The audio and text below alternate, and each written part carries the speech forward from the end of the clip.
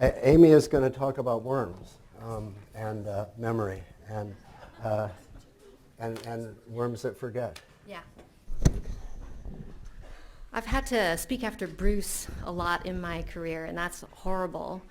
I've never had to speak after a poet, and that is really, really horrible, I realize. So I'm honored and delighted and horrified to be here. Bruce gave me a task, and that was to simply explain the biological basis of memory and forgetting. And so that's what I'm going to try and do in the next 10 to 12 to 14 minutes. As I was preparing this talk, I was thinking I really don't get to engage in or be invited to or participate in events like this, and this was a special opportunity. And so I spent some time just thinking, what can a basic scientist like myself, because I actually work in a lab and I don't do experiments anymore, but I mentor people. What can a basic scientist like myself contribute to a literary event on memory and forgetting? And so I sat and thought about it for a while, and I took a break and had a Haagen-Dazs bar. And then, probably because of the sugar high, I decided to do something that I deeply, deeply regret at this moment.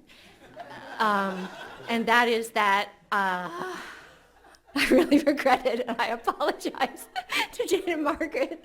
I decided to share with you my love of limericks. And it's so wrong. It's not. I'm mortified, but I have to be who I am.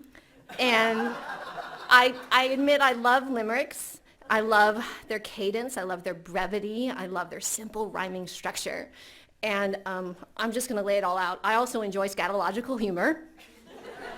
But that's not what this limerick is about. I found a limerick to share with you. It's called Bad Memory Limerick by Madeline Begun Kane. I don't think that's her real name. I actually tried to write a limerick, but it's not ready for prime time. My memory's bad, getting worse. It's failing. I constantly curse. I forget what I've done, people's names whom I shun. Now, what was the theme of this verse? This actually resonated with me because I'm somebody who's entering this period of life where I forget things all the time, and I don't know why. Even though I see patients still, I see individuals affected by memory disorders, and I understand the fear that they inspire because of the same fears inspired in me. All right, so that's, I'm glad that's over. Now, I'm going to move on. So, scientists, although creative and thoughtful, there are some scientists I admire a lot in the audience, also can be quite concrete and like definitions. And so I wanted to start with just what is a memory. When I think about what a memory is, I think it's a trace of the past that we can carry with us into the future. But neuroscientists have tried to define this into sort of a measurable unit, just like we define time in seconds and minutes, and we define distance in meters and miles. Certain scientists define memories in different ways, but we actually meet all kinds of memory in our traversing through the world. And so I thought about all the types of memory that we encounter in a day. And random access memory is one type of memory that I realize is really, really important because I lost my cell phone 2 weeks ago and I hadn't backed it up in 2 years. So that's super, super important memory. At a place like UCSF, we talk about institutional memory. It's the people and the experiences that we have that create our culture and identity and help us decide our direction and our movements in the future. And then one of my favorites, despite the fact that the Chase Center is a block away, is actually muscle memory. I'm a big sports fan. I haven't checked the Astros Yankees boo game yet, the score, but whether it's Steph Curry and his 30-foot swishes, or Michelle Wie, who has the most gorgeous golf swing I've ever seen, or Yo-Yo Ma, who's mastered the cello in ways that are incredibly impressive. I really believe in muscle memory, and it's been frustrating. Former Red Sox Mike Lowell. So neuroscientists define memories in human beings as a unit called an engram. So it's a neural representation of a memory trace. And I, for fun, after eating my Haagen-Dazs bar, I looked for some artistic representations of engrams, and this is actually one of my favorites. It's from a Disney Pixar movie, right? Called Inside Out, where this glowing ball represents an engram, and there are memories that can be stored, lost, accessible, or not. And once we have this sort of idea of a unit of memory, scientists wanted to start and define what it is and think about how it can be stored and where it can be stored. So one of the things that I've learned to do is to try and put the science that we do in the context of evolution, because humans actually, we're glorified slugs, we're evolved slugs. And so memory, or engrams, actually evolved over many millennia as really an adaptation to enhance our ability to survive. And if that's the case, then we can think about ourselves in the context of evolution, and then we realize that the biological basis for learning and memory is conserved. And if that's true, then we don't have to necessarily understand human memory in humans. We can actually study it in our ancestors, the slugs. So this is Aplysia californica, and this is a better picture of Aplysia californica, also known as the sea hare in all its glory.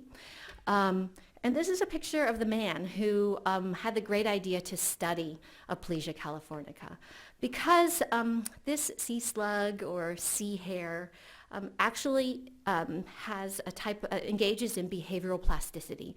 So the ability to interact with the environment and then respond to the environment and change the next response, okay? And what Eric Kandel did is he studied this particular reflex in the Aplysia called the gill withdrawal reflex. It's when you touch a part of the siphon or gill, and then those parts of the animal withdraw.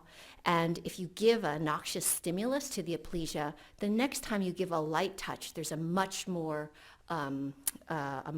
larger response to the same original stimuli. And I tried to find a GIF of this. I actually tried really hard, and I couldn't. So I thought instead I would show you a different type of withdrawal reflex. And this is one that I actually enjoyed seeing.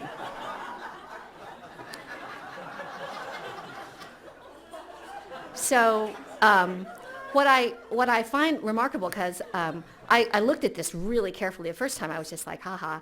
And then I looked at this carefully. If you get a close-up, actually, the first noxious stimulus got a duck, and then the second noxious stimulus got a duck, and so behavioral adaptation. Okay, so now you understand. And the other thing about this actually was I thought it was funny how the future can affect our past, or the present, I guess, because I long for these days now. I mean, I do. Everything seemed so simple and good back then.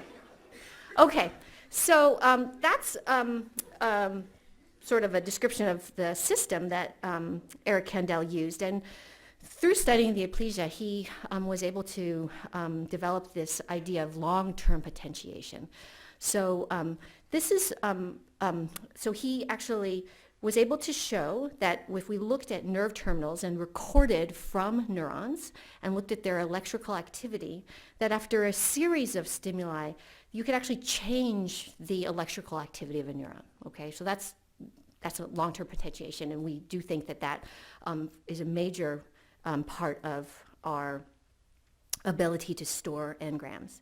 Now, what you can see from this nerve terminal is that before and after the long-term potentiation, it's changed. There's actually a difference in the molecules inside, and that we think is responsible for the change in the electrical recording from the nerve terminal. And then that leads us to this even, the next question, I guess, which is, where then are memories actually stored? So one of the places it could be stored is simply in the molecules, right?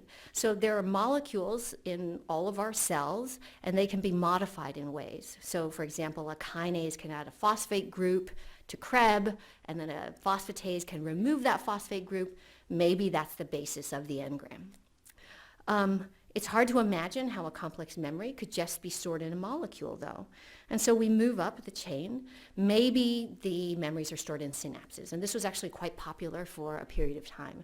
We now know that synapses are incredibly dynamic. They're growing, they're retracting, they're actually almost testing the environment, they're being stabilized, they're being pruned. There's idea in Alzheimer's disease that the disease starts in the loss of synapses, and that's where how the memories are lost. We move further up the chain, though, and synapses are actually part of neurons. And I remember when I was a college student, there was the cover of, I think, Science magazine, and it talked about the grandmother cell in the fusiform face gyrus. There's this idea that actually there was a cell that was responsible for the ability to recognize my grandma's face. And if I lost that cell, I would no longer be able to recognize my grandma. It seems ridiculous now. It's probably not true.